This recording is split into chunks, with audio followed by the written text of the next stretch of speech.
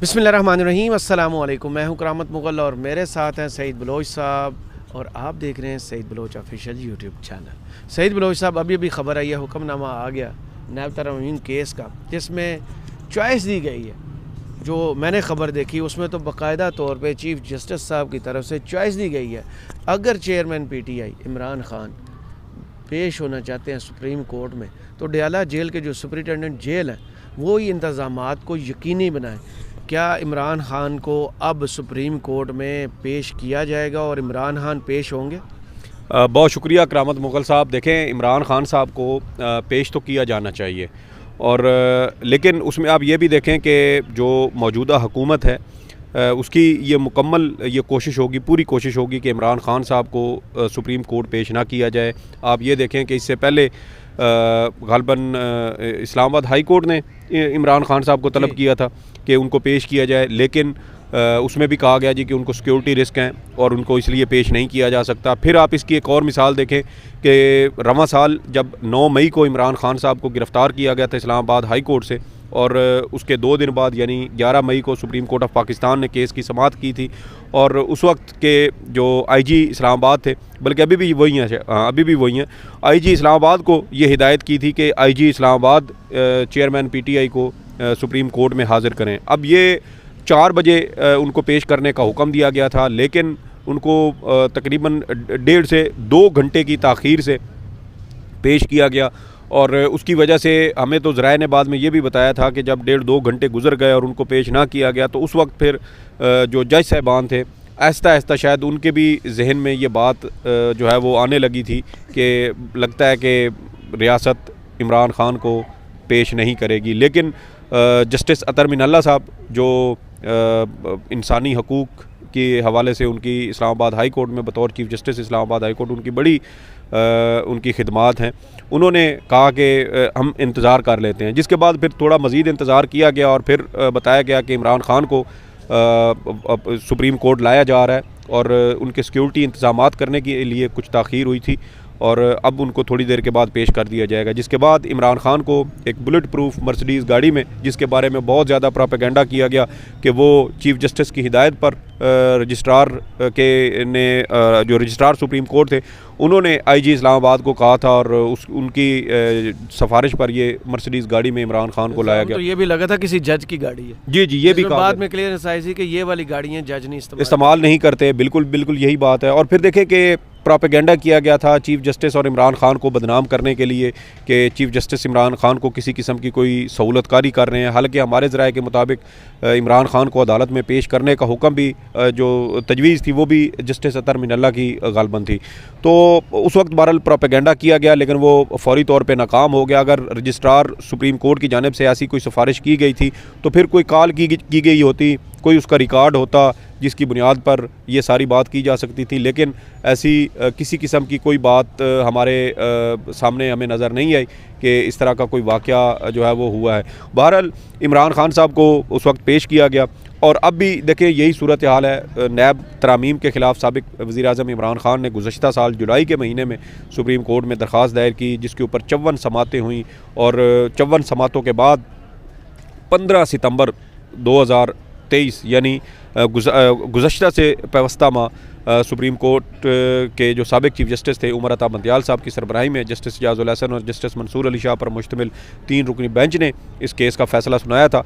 और साबिक़ chief justice Umar Ata Bandial की सरबराही में उस बेंच ने तकरीबन 10 के करीब मुख्तलिफ़ तरामीम या शिकें थी जिनको सुप्रीम कोर्ट में इमरान खान ने चैलेंज किया था और उन 10 में से 9 तरामीम को सुप्रीम कोर्ट ऑफ पाकिस्तान ने कलअदम करार दिया था। एक तरमीम जो ब्यूरोक्रेसी से मुतल्लिक थी, जिसमें आप देखें कि नैब तरामीम हुई तो उसमें ब्यूरोक्रेसी के ये तहफ़्फ़ुज़ात थे कि हम जब भी कोई इस तरह का बड़ा मनसूबा करते हैं और उसमें किसी किस्म की कोई ताख़ीर होती है या किसी किस्म का कोई उसमें उसके जो अखराजात हैं उसके लागत में, उसके अखराजात में कोई इजाफ़ा होता है तो नैब हमारे ख़िलाफ़ करप्शन के इल्ज़ामात लगा के हमारे ख़िलाफ़ मुकदमात और इंक्वायरी शुरू कर देता है, जिसकी वजह से ब्यूरोक्रेसी के अंदर ये बड़ा खौफ पाया जाता था। और सुप्रीम कोर्ट के नोटिस में भी बार बार मुख्तलिफ मुकदमात के दौरान ये बातें लाई गई, जिसके बाद सुप्रीम कोर्ट ने अपने फ़ैसलों में भी इस तरह के ऑब्जर्वेशंस दी कि ब्यूरोक्रेसी के जो तहफ़्फ़ुज़ात हैं उनको दूर करने के लिए नैब कवानीन के अंदर कुछ तरामीम होनी चाहिए।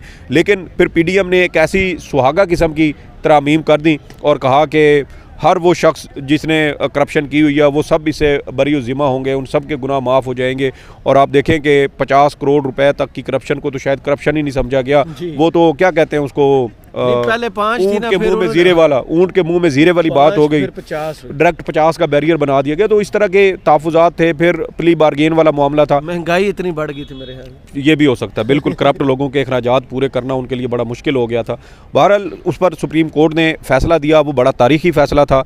और इमरान खान आप देखें कि ख़ुद भी नैब के मुकदमात इस वक्त वो अलकादर ट्रस्ट वाला जो केस है, रेफरेंस है, वो भुगत रहे हैं। लेकिन उसके बावजूद इमरान खान ने कहा कि मैं इन नैब तरामीम से किसी किस्म का कोई फ़ायदा नहीं उठाना चाहता। और मेरी सुप्रीम कोर्ट ऑफ पाकिस्तान से इस्तदा है कि सुप्रीम कोर्ट इन नैब तरामीम को कलअदम करार दे। जिसके बाद फिर सुप्रीम कोर्ट ने उन नैब तरामीम को 54 समातों के बाद कलअदम करार दे दिया, जिसके ख़िलाफ़ फिर मुख्तलिफ जो दरख्वास्त गुजार हैं जो उससे मुतासर थे, मुतासरा फ़रीक़ैन बनते हैं नैब तरामीम के कलअदम करार दिए जाने से, उन्होंने फिर सुप्रीम कोर्ट में ये दरख्वास्त दायर की। और अब सुप्रीम कोर्ट के ऊपर भी गुज़श्ता समात हुई थी ग़ालिबन 31 अक्टूबर को। 5 रुकनी लार्जर बेंच है चीफ जस्टिस काजी फ़ायज़ ईसा की सरबराही में। और ये बेंच भी बड़ा अजीब व गरीब किस्म का एक इसकी भी कहानी है, क्योंकि ये वही 5 जजेज़ हैं जिन्होंने प्रैक्टिस एंड प्रोसीजर कानून के को जो है वो आइनी तौर पर दुरुस्त कानून करार दिया था और कहा था कि पार्लियामेंट को ये इख्तियार है कि वो किसी भी किस्म की कानून साजी कर सकती है। और चीफ जस्टिस ने कहा कि मैं अपने इख्तियारात ख़ुद रेगुलेट करना चाहता हूँ, मैं अपने इख्तियारात तकसीम करना चाहता हूँ। तो उस पर फिर 10-5 की अक्सरियत से सुप्रीम कोर्ट ने प्रैक्टिस एंड प्रोसीजर कानून को आइनी तौर पर दुरुस्त करार दिया था और जो उसके खिलाफ दरख्वास्तें दायर हुई थी उनको कलअदम करार देते हुए मुस्तरद कर दिया था।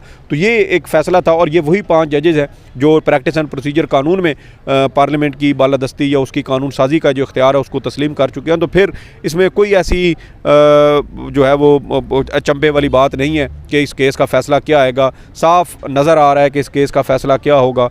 वही 5 जजेज़, और ये देखें कि ये जो नैब तरामीम है ये भी पार्लियामेंट ने की हैं, तो इसलिए इम्कान यही है, बड़ा गालिब इम्कान है कि सुप्रीम कोर्ट इन नैब तरामीम को बहाल कर देगी। हाँ, ये हो सकता है कि कुछ 1-2 ऐसी शिकें हों जिसके ऊपर सुप्रीम कोर्ट अपने कुछ तहफ़्फ़ुज़ात का इज़हार करे या उनको कलअदम करार दे, जैसा कि प्ली बार्गेन वाला मामला है कि भाई प्ली बार्गेन है, एक बंदे ने करप्शन की, नैब ने उसको पकड़ा, उससे प्ली बार्गेन हुई, उसने तकरीबन 25% रकम नैब को वापस कर दी, नैब ने वो वापस की हुई रकम मुतासरीन में आगे दोबारा तकसीम कर दी। तो अब क्या जिन मुतासरीन को वो उनके लूटी हुई रकम उनको वापस मिल गई है प्ली बार्गेन से, क्या वो रकम उन मुतासरीन से भी वापस ली जाएगी कि आपका पैसा लूटा गया, आपको वापस हुआ, वो वापस करें, जिन्होंने लूटा था ये उनका हक बनता है। तो ये इस तरह की कुछ ऐसी चीज़ें हैं जिसके ऊपर मेरे ख्याल में सुप्रीम कोर्ट ऑफ पाकिस्तान शायद गौर करेगी और देखेगी कि इसके हवाले से क्या फ़ैसला करना है। लेकिन अब एक और मौका सुप्रीम कोर्ट ऑफ पाकिस्तान ने, जैसा कि हमने शुरू में कहा है कि चेयरमैन PTI चूँकि वो मरकज़ी केस में दरख्वास्त गुजार वही थे, तो वो भी इस केस में पेश हो सकते हैं। एक मौका दिया है सुप्रीम कोर्ट ऑफ पाकिस्तान ने, लेकिन मुझे यही लगता है कि इमरान खान को सुप्रीम कोर्ट में पेश करने के हवाले से एक बार फिर टाल मटोल का या जो है वो उनको पेश ना करने के बारे में उज़र बहाने किए जाएंगे। लेकिन सुप्रीम कोर्ट में केस की समाअत के दौरान इमरान खान के वकला सुप्रीम कोर्ट से ये इस्तदा ज़रूर कर सकते हैं कि एक मुजरिम जो बाहर से आया उसको वज़ीर-ए-आज़म का प्रोटोकॉल दिया जा रहा है, उसको 2-2 बुलेट प्रूफ गाड़ियाँ और जैमर्स की गाड़ियाँ दी गई हैं। और बिल्कुल इस यही बात है, स्टेट इतनी कमज़ोर नहीं है।